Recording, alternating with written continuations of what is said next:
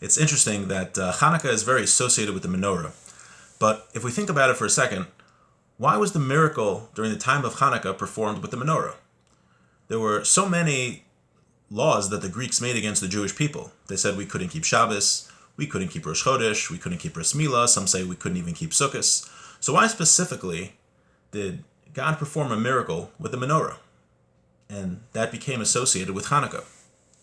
So the answer is that the menorah represents Jewish wisdom. It's very clear, many sources in the Torah.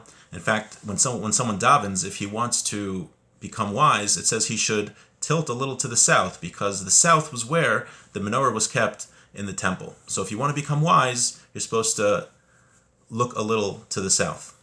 So the menorah represents Jewish wisdom, and that was the real battle that the Greeks had with the Jewish people. The Greeks were from the most sophisticated, intelligent people in the ancient world, and they had their own wisdom, Greek wisdom.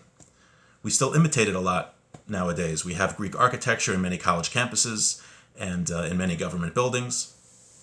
But Greek wisdom was very different than Jewish wisdom. The Greeks believed that the center of the universe was man, and that anything that they couldn't perceive with the senses didn't exist. So they totally rejected the spiritual. They believed that we are here for the here and now, and that man is the center of the universe. We see in the Olympics that they would compete naked just to look at the beauty of the human body.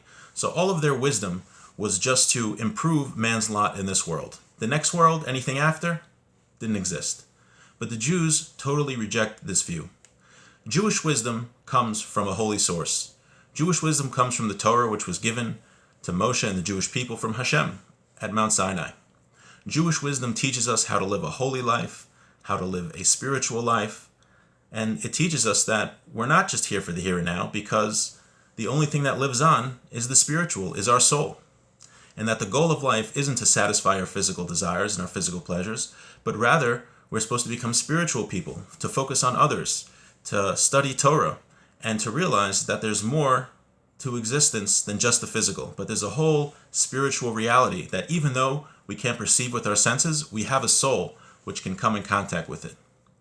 So, therefore, since the Greeks' battle was really against Jewish wisdom, Hashem performed a miracle with the menorah to demonstrate that Jewish wisdom was victorious. And therefore, Hanukkah is a time when, as Jews, we should reconnect with what it means to be a Jew, and to reconnect with Jewish wisdom, and to realize what our goals in life are as a Jew. And it's a great time to study Torah, to reconnect with our heritage, which is a beautiful heritage, an unbroken tradition from thousands of years ago from Mount Sinai. And it's really amazing when you think about it, that the Torah has taught the Jewish people how to live a successful spiritual life in nearly every culture and every time period in human history.